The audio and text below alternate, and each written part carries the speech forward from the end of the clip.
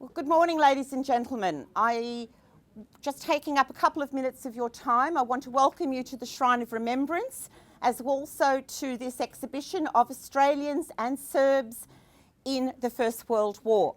My name is Margaret Brown, and I am a descendant of an Australian soldier who fought in Serbia in 1915. So I'm just going to quickly run through what we're up to today. But we're going to start the day here, of course, with our morning tea. Now, after we have morning tea, we'll be here for about 35 minutes. We're going to move into the auditorium where there will be a presentation as well as some speeches. We will then go into the galleries for a tour, and we'll be able to see the permanent cabinet of the two Victorians who served in Serbia in the First World War. But may I also draw your attention to this wonderful temporary exhibition that we have here around us today. Now, it is only here today, so I would encourage you perhaps to come back and have another look before you exit the building this afternoon. There are sketches, drawings and lithographs behind you over there done of Serbia and Serbians during the First War. There's also memorabilia in the glass cabinets, including Serbian decorations, as well as an exact replica of a First World War Serbian regimental flag. Now, some of the posters, there are a couple in the auditorium. They are of First World War French posters, but the bulk of them are here. Now, all of them are numbered, and the numbers correspond to a page in this guide, which contains all of the information that you need to know about each of the articles. The book also has information not only about our event here today, but also about the events that were held just recently in Maryborough in Victoria, as well as in Adelaide. The other book, of course, that is available in the bookshop is Boyan's beautiful history book. This is an excellent source of information for anyone that would like to know anything further about Australians and New Zealanders and their involvement in Serbia during the First World War. Right, so with that, guys, thank you very much for your time, and please enjoy the morning tea and the rest of the day.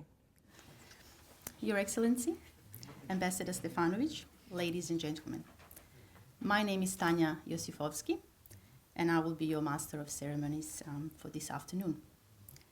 On behalf of the Australian Serbian Cultural Foundation, I too welcome you this afternoon.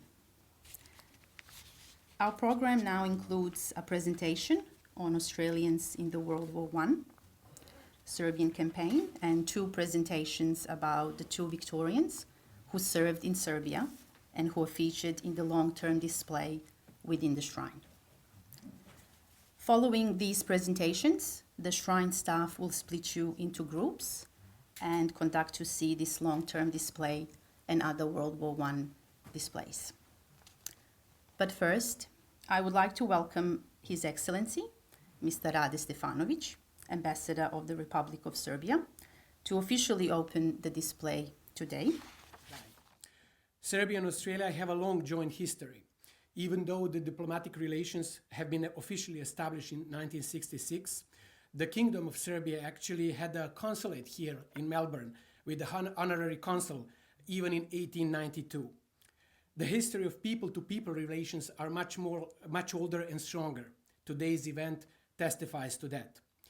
Serbia and Australia fought together as allies in both world wars, and those fundamental links we remember and honor today. Serbia was a small country that was invaded by larger enemies, Germany, Austria-Hungary, and Bulgaria. Literally, it had to fight for its very existence. Today, there are links here between descendants of Serbs and Australians who fought as allies in Serbia and elsewhere during World War I. This is a wonderful development, and I believe that the interchange between the two groups has been wonderful for both. Australian descendants have been learning more about the Serbian campaign in which their ancestors participated, and that Serbian descendants are finding out about the Australians who served in Serbia during the war. Thanks to Boyan Pajić's book, Our Forgotten Volunteers, Australian and New Zealanders with Serbs in World War I, we have now the history that provides the fact of what happened, which Australians were involved, and learn much information about them. At the end, it gives me immense pleasure to declare the exhibition open and to launch the guide to exhibitions. Thank you. The posters that you see on the right-hand side are original World War I posters from Paris by artists Dominique Fauqueret and Théophile Steinlen. They were made for a national day dedicated to helping Serbia in 1916 in France, and I think illustrates some of the motivation of Australians who volunteered to serve in Serbia after seeing similar material in Britain. More details of this are available in the guide, but these are genuine posters which I think capture the spirit of the time. They were made in 1916 for a day of national attention to Serbia in 1916 in France and also in other countries in order to gather money for what was happening in Serbia. I'm also wearing my great uncle's Serbian medals together with my Australian medal because I think having both of them on one chest serves as a symbol of the theme of the exhibition, which is Australians with Serbs in World War I. Also, many of these Serbian medals were awarded to Australians, the descendants of whom are here today. And so you can actually see them being worn rather than behind glass as elsewhere. I'll just take a minute to describe what they were going into without going into too much detail. So this is 1914, and you can see that Serbia was in the unfortunate position of being caught in between the Germans and the Austro-Hungarian Empire and the Turks, the Ottoman Turkish Empire, which joined Germany and Austro-Hungary almost immediately as the war started. And then in 1915, Bulgaria joined. So they had basically an axis, well, as they were called, the Central Powers. But to get from Germany to the Turks, and especially with the Gallipoli campaign, they needed railways basically to support the war effort. The ammunition fighting the Gallipoli campaign, they really from Germany and Austro-Hungary, they needed a railway which went through Serbia. And so that basically sealed Serbia's fate.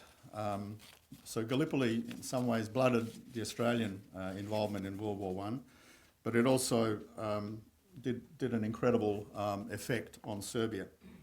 And in those days, we've got to remember that the roads were fairly poor. And so what we had really was either sea transport for commerce and for shifting large bodies of people and material. So railways were the thing. If you had a railway, it meant communication, it meant commerce, it meant influence, it meant military ability to supply your allies, in this case from Germany, Austro-Hungary to Turkey. So World War I, basically for Serbia, was an event that they were caught in the wrong position strategically from a geographic point of view and from a strategy point of view. The other thing about it is that Germany and Austria-Hungary were looking to the southeast towards Turkey and the oil in the Middle East. They talked about the Berlin to Baghdad railway, and that meant more than the railway. It meant influence, economic, even military. A very large military presence in the Ottoman Empire. The generals that was commanding at Gallipoli was a German general. So basically Serbia once again stood in the way in World War I. And the other interesting thing to notice is that Romania, Bulgaria and Greece all had German families as royal families. So you had basically a very, an influence from, the sister of the king of Greece, the wife of the king of Greece was the sister of the German emperor. So you had very much a strong link there on that level as well. And once again, Serbia stood out as they had their own royal family. They weren't connected into this royal line. So unfortunately, Austria-Hungary invaded Bosnia and occupied it, and that was their way of expanding, unlike Germany and newly formed Italy that went and got colonies. The only way they could actually expand as an empire was basically towards the southeast and grabbing maybe parcels of land as the Ottoman Empire fell apart. So grabbing Bosnia, the next step was Serbia, and we know what happened. Australian soldiers were involved, as I say, at the Battle of Costarina. This was this little village that, I don't know whether you noticed in the previous slides. These Australians, and we're talking about these drivers along the top here, from Melbourne, from Victoria, the 22nd and the 24th Infantry Battalions. They were the drivers. Now, drivers means anyone that was either driving a truck or driving a mule or a horse or a pack horse. And they were sent with the British 10th Division, sometimes called the Irish Division because it was recruited in Ireland, which also had a stack of Australians serving in it. Interesting thing is that in those days of religious consciousness, it was a feature of some Australians who joined that division deliberately because it was an Irish or Catholic division rather than a Protestant or British run. So it was an interesting issue there. But of course there were other people involved, and these two, for example, are Australians who served in one of the British units, the 7th Munsters, and there were a number of other battalions but part of the 10th Division. And they joined the AIF and then were picked for officer training. And they then were given the opportunity to go and join the fight earlier, because they were hanging around Egypt being trained in 1914, end of 14 and 15. And so they actually left the AIF and joined the British as young officers and then participated in the battle. Ralph Cullen here was killed in Costarina, and Niall Malarkey, who is the great uncle of Margaret Brown, who was talking to you earlier and is sitting up the back there, also participated there. And I quote from his letters in the book and also in the guide as to what the experience that he had there. But there were other people involved from Victoria. Johnston Houston was a doctor who served with the British Army in that Salonika front. He unfortunately was killed when he was visiting some advanced field stations that he was responsible for. He was killed by artillery. The person next to him was Donald Glasson, and he was a pilot in the Royal Flying Corps, an Australian. And he was shot down by German planes and was killed over Serbia. So it just illustrates there are a number of services that Australians were serving in. Francis Looney was a doctor from Victoria, and he served on the hospital ships that were evacuating wounded from Gallipoli, but also of Serbian soldiers from when they withdrew into the Albanian ports.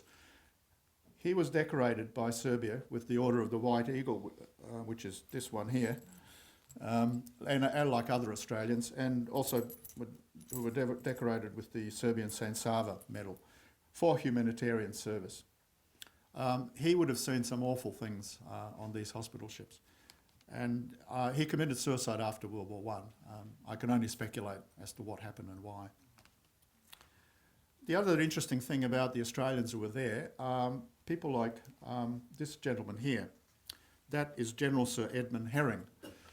He was a young officer serving in the British artillery there, and there were other Australians who then rose to becoming generals of the Australian Army in World War II. He and others like Sir John Laverick, who commanded the 7th AIF, 2nd AIF in the Middle East, were all serving on this front. And so their experience from World War I, they didn't serve, many of them didn't serve anywhere else. They took it to the peacetime and then to the war, the Second War. And one of the interesting things about Sir Edmund is that he actually was the chairman of trustees of this very place for many years. So I'd like to think that he would be proud of what we're doing today, talking about his and his colleagues' service in a place that he helped to establish, which is this shrine. The art that you saw out there, and that's more in the guide, also came from this experience. The mountainous area. This is an English artist who was with the Scottish Women's Hospitals near Mount Caermarchallen. They did some beautiful watercolours and so on during the war, which have left us as a legacy to us today. These sketches from Serbian war artists are also, to me, quite touching because they They were done on the spot with an artist sitting there watching these soldiers and interpreting it in their own way. And of course, some of it is quite moving because this is, for example, a sketch by another Serbian war artist. When the Serbians broke through in that breakthrough battle, they saw Serbia for the first time after 2 or 3 years of absence and worrying about their families. So the moment of exhilaration, I think, is caught very well through art rather than through photography. Don't be scared of this. This is just to show you a contour sketch of Costarina. And because I'm going to show you a video of it, and I just want you to appreciate what you're looking at. So this is from the British military history of the campaign. And basically it shows the village of Costarina. And then you can see from the contour lines here, there's a very long, several kilometres of ridge line, which the British 10th Division occupied. The French were involved sort of out here, and this was their second line when they had to retreat. But basically, they were on top of these hills, and some of the Australians were in all these units. And the drivers, who we talked about, and we're going to talk about Edward Ramage, were stationed behind in the divisional headquarters, supplying the troops with ammunition and taking wounded and sick out. And this ridgeline overlooking Costarina was including the 7th Munsters. You'll hear me talk about the 7th Munsters because Margaret Brown's great uncle was in it. And so when I was actually doing this video, I was thinking of her and the uncle. So I talk about the 7th Munsters. But there are also other people around. And so the Bulgarians attacked from this side, drove them off because they were too strong to be resisted. And so they had to withdraw through here over several days back to Salonika. So we're standing on the ridgeline that the 7 Munsters, the 7th Royal Munster Fusiliers, occupied. Now where we're standing, this is a ridgeline, and this is the ridgeline along which the British 30th Brigade was deployed. Over there in the distance, if you'll have a look over there, that's the Vardar Valley in the beyond the hills on the horizon, but before probably the hills that are right on the horizon. That's the main route that leads to Salonika from right to left. And further along to the right, we can see past the cow there, is the village of Costarina, which is all along behind this ridgeline here is the Costarina. And the Bulgarians were coming from the direction behind me. So they were coming from those hills over there, and the British, the 10th Division, the 10th Irish Division, was holding this ridgeline with 2 brigades, one brigade of 3 or 4 battalions here, and another brigade further up on the ridge. And then there was a reserve behind that, and they were really holding this position against Bulgarians on that side to protect that route, which is below this hill, along which French troops, which had gone further towards Serbia, this was Serbia in World War I, but it's now Macedonia. They had gone further towards meeting the Serbian army, and the British, the 10th Division, was here to hold this position. There were French troops here before, in case the French that had advanced further had to withdraw back to Salonika, which they did. So this is where they fought the battle, on this ridge. The Bulgarians attacked them from that side, and they attacked with artillery on this ground here, where you can see remains of some artillery detonations, and you've got trenches and dugouts and so on from the British side. And I think they were holding a position in front of them, which is probably these liner hills, the first ridge line in front. They were holding that as their forward position. The Bulgarians took that position and then started firing onto here from that position there, and with artillery.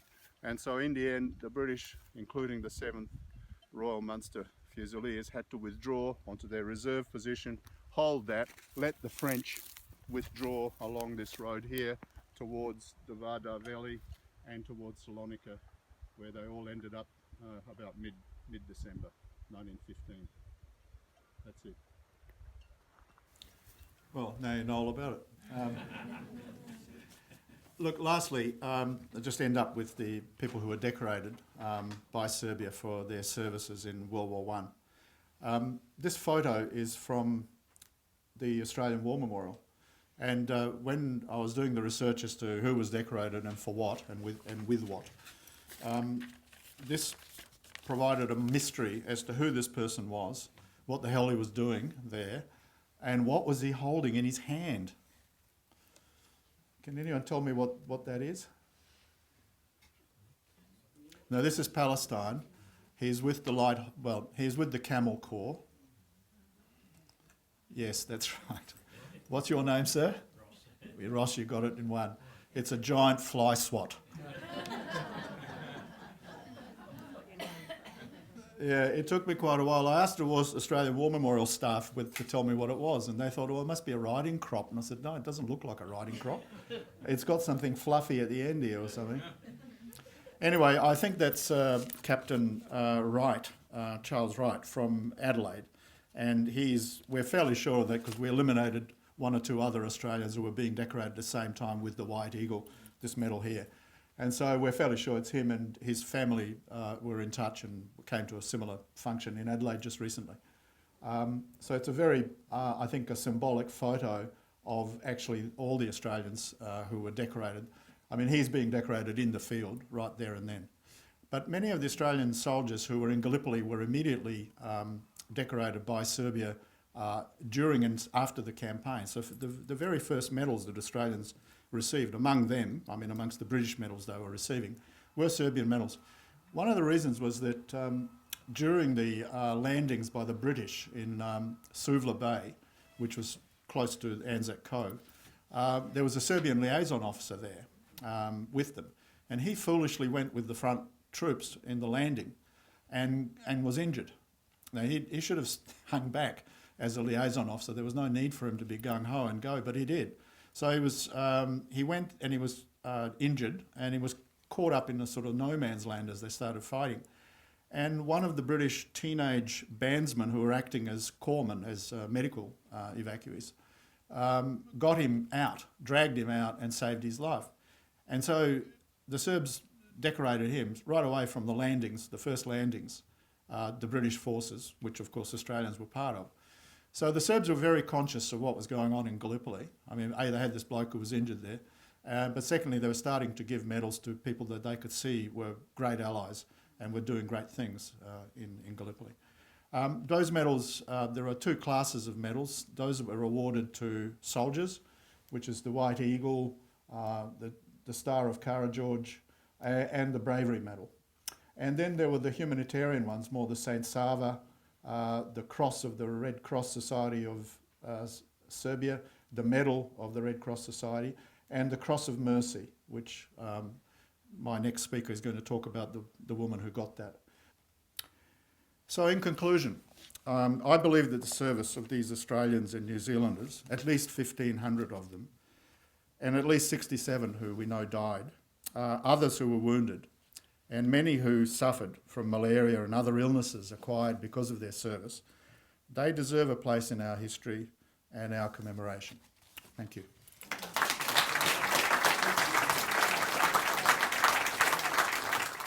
Hi.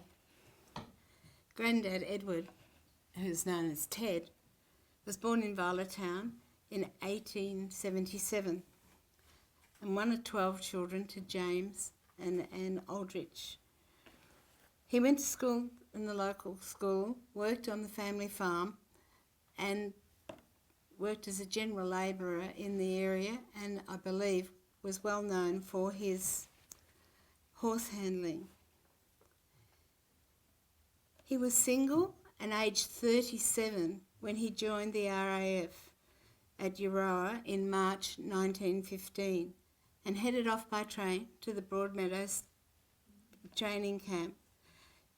And after finishing his basic training, Private 701 Edward Ramage was a member of the 24th Battalion C Company, and then he sailed to Egypt in early May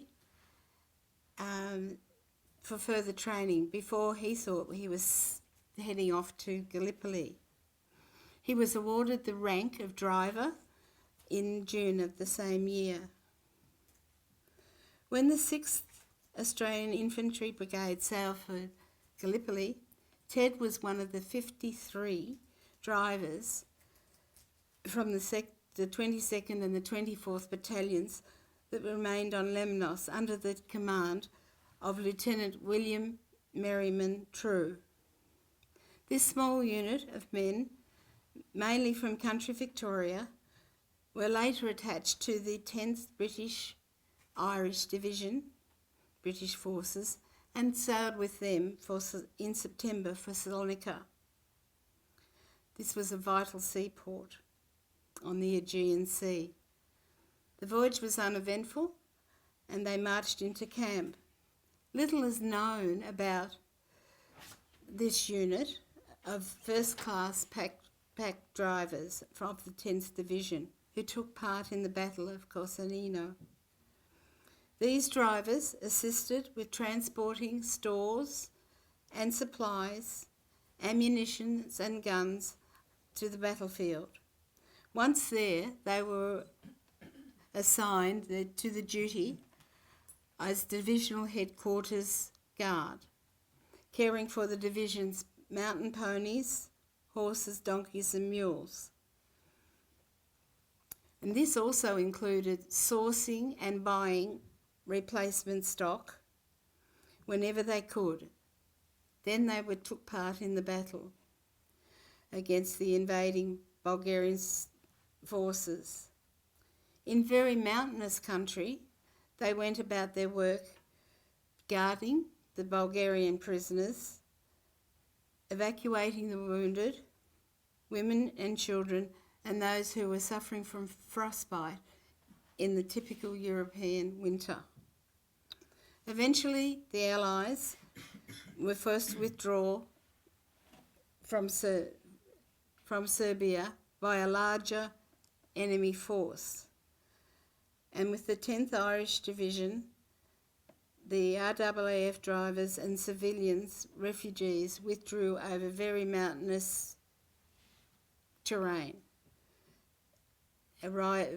covering about 72 miles in 4 days, which was quite a feat. Then the remaining members of the 22nd and 24th Battalions who had come back safely were received their orders to sail for Alexandria in Egypt to rejoin their battalions. In January 1916, they were all back in Egypt. They sailed for France in March, and then it was off to the Western Front. Arriving in the early hours of the 4th of September 1919, and after completing all the necessary arrangements, Elsie was warmly welcomed by the Ramage family at Station Pier. Yes, as I said, the Ramages had other ideas. Later that day, the same day that Elsie arrived, Ted and Elsie were married in St Luke's Church of England Church in Fitzroy. No bridal gown, I assure you.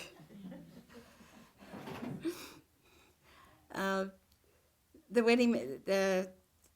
wedding party, the bridal party, consisted of Granddad's brother Alec, his sister Lizzie, and his sister-in-law Margaret. And Mr. Peter Aldridge from Crichton's Creek walked the bride down the aisle. After honeymooning in Melbourne, they returned to Euroa, and there's a wedding photo in the display.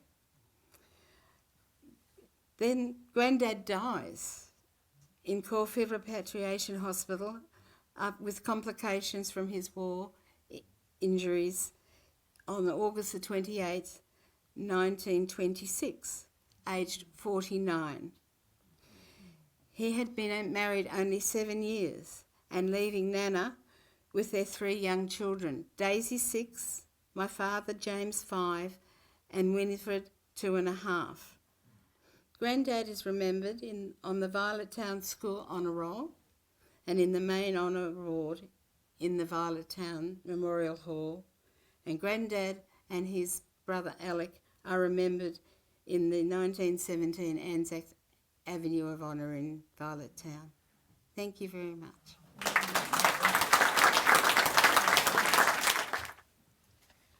Dobar dan.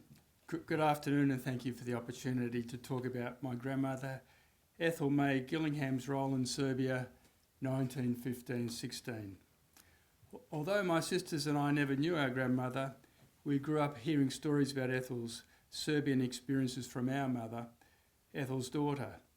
Mum would have been very proud that Ethel's contribution has been recognised, and it's lovely to have my three sisters here today and two of my mother's granddaughters here. In August 1914, Ethel, born in Geelong, aged 29 and single, was sailing to England when war was declared. Ethel was an experienced nurse, having trained in Colac and Wangaratta. After arrival in England, Ethel nursed wounded soldiers from the Western Front in a hospital just near London. At this time, England was ramping for total war, and rising nationalism included a focus on the small ally Serbia. Serbia caught the popular imagination, especially because in the early months of the war, it defeated 3 Austrian invasions. This begat interest in Serbia generally, with regular newspaper articles and public lectures on things Serbian. It became fashionable to champion Serbia, and this included by British intellectuals and members of the aristocracy. Serbia's early military victories against Austria came with unforeseen cost. At the Battle of Kaluba in December 1914, thousands of Austrian prisoners were taken, but some of these had typhus. Overcrowding in POW and military camps and in hospitals stimulated the spread of this disease. Symptoms included fever, high temperature, rash, vomiting, headache, delirium, agonising stomach and back pain. There was no cure for typhus, and in Serbia mortality was as high as 70%. Death commonly occurred in 3 days. Typhus was spread by lice, but this was not widely known. In the winter and spring of 1915 especially, Serbia was overwhelmed by a typhus epidemic. Serbian medical support to treat and slow the spread of this disease was scarce. In consequence, the Serbian Red Cross launched an international appeal for assistance. This Serbian cry for help found a ready response in England. Public meetings were called, and many self-supplied medical teams, as Boyne has mentioned, were formed and headed off to Serbia. Often it was privileged and upper-class women who took the roles of fundraising, organising and leading what they called missions. The missions to Serbia were trumpeted by the British press, and the volunteers, mainly nurses, were depicted as heroines, risking their lives to rescue Serbs from disease and death in a remote corner of Europe. Some British volunteers wrote accounts of their experiences. Typically, they painted a picture of selfless long hours and overwhelming if uncomplaining patient numbers. Infected typhus patients were made comfortable, but there was a corresponding focus on transmission prevention. Patients, villagers and townsfolk were washed in weak carbolic acid, clothing steamed, heads shaved, and buildings, trains and restaurants fumigated with sulphur. Many of the British medical staff contracted typhus, and some died.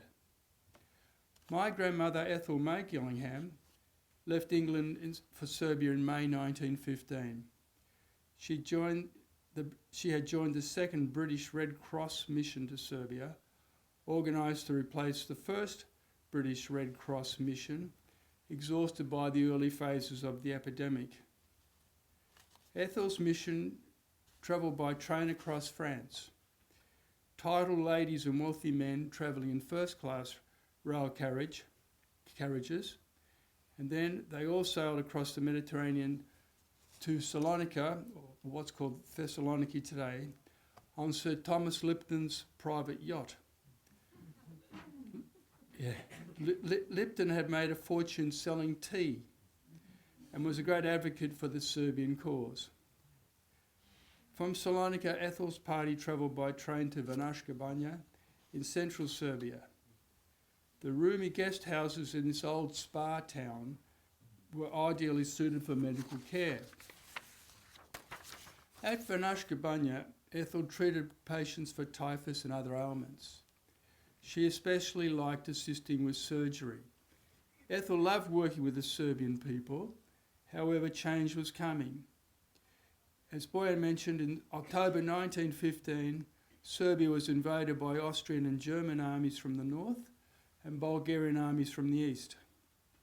The Serbian armies retreated across the snow-covered Albanian mountains to the Mediterranean in horrendous conditions. But most British mission members decided to wait and face their fate. Ethel hoped to be captured by Austrian soldiers rather than German, as the captured Austrian orderlies who had worked for her had been pleasant. As the fighting approached, poisoned syringes were dispensed to the nurses in the event of rape, euphemistically then called outrages. Ethel witnessed the Serbian army retreating through Vanashka Banja and the surrounding hills. As the sound of cannon fire became loud, the hospitals were emptied. On the 10th of November 1915, it was Austrians who entered Vanashka Banja. Reflecting later to a sister in Geelong, Ethel in a letter wrote, "Soldiers who had fought bravely and had borne their wounds and defeats so cheerfully, wept like children as they thanked us and bade us goodbye.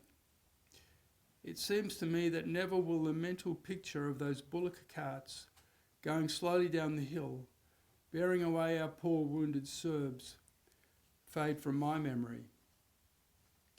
We shut our eyes or assisted Serb soldiers who were equal to it to escape. Poor fellows, if they managed to escape the search, which the Austrians afterwards made of the surrounding hills, they must have died of their wounds, which were all more or less septic or of exposure. I really worked hard during those first weeks of the invasion, and my eyes were seldom dry. We lived very carefully in those days. Not only the Serbian but the Austrian soldiers were almost starved. The civilians suffered even more. One sour black loaf for 8 persons was the daily allowance. Poor little Serbia, how my heart aches for her and her brave people. Ethel herself faced challenges. Her food ration was a mug of beans cooked in fat twice a day, but she could not digest this and was to lose half her body weight. Cold was also a problem. For one period it was minus 23 degrees. The nurses' blankets were confiscated and they were not allowed to collect firewood. Mum used to say too, Ethel had to deal with the unwanted obsessive attention of an Austrian officer. Ethel's British Red Cross unit was held captive for 4 months, but in this time the American Red Cross successfully negotiated the unit's repatriation. The unit was to head by train to France and England via Austria and Switzerland. At the Austrian border with Switzerland, the unit's remaining gold sovereigns were at risk of being commandeered by the Austrian border guards. Ethel hid the gold sovereigns in thermoses, covering them with wax and coffee. A year later, this incident was reported in the West Gippsland Gazette with comment, "A woman with initiative like this has heaps more claim on military command than creatures like the German Crown Prince." In 2009, I visited Vanashka Banja. the place my mother used to mention in relation to Ethel, and visited buildings in which Ethel had worked. And I imagined the twinkle of the campfires at night in the surrounding hills and mountains made by the retreating Serbian army that had impressed on Ethel's memory. Behind one of the spa houses at Vanaška Banja, I was proud to find a memorial erected in 1985 to the British missions. In Serbian and in English it read, "In memory of the humanity of the British women, doctors and nurses who treated Serbian soldiers and the people of Vanaška Banja in the hospitals here in 1915. That's with my Serbian friend there. The story of the medical missions to Serbia in World War I is a story of humanity and shared bonds. I doubt if I could have ever appreciated this story or explored the Serbian context of my grandmother's life unless I'd had a chance meeting with Bojan Pajic in 2010. Likewise, today's event is due to him and the team he gathered. Thank you, Bojan, and thank you to all the people who have participated putting this event together. Thank you. Hello everyone, so this is the display case that Bojan helped the shrine develop, and he and Margaret helped source the stories, of course, of Ethel and Edward. So that's fantastic. So as you can see, the image at the back comes from a postcard, an old postcard that showed Salonika, and Salonika, of course, was the main base for the expeditionary force fighting on the Serbian frontier. And we've got these beautiful items that Ethel brought back, her identification papers, this Serbian Cross of Mercy, and these beautiful miniature doll shoes. They're one of the most beautiful things I've ever seen, I think, and I've seen a lot of very interesting artefacts over the years. And we've also got Edward Ramage's medal group. So yeah, this is going to be a permanent display here. And so long as we have objects that we can, it's certainly our desire to always have, a representation of the Serbian campaign in the galleries.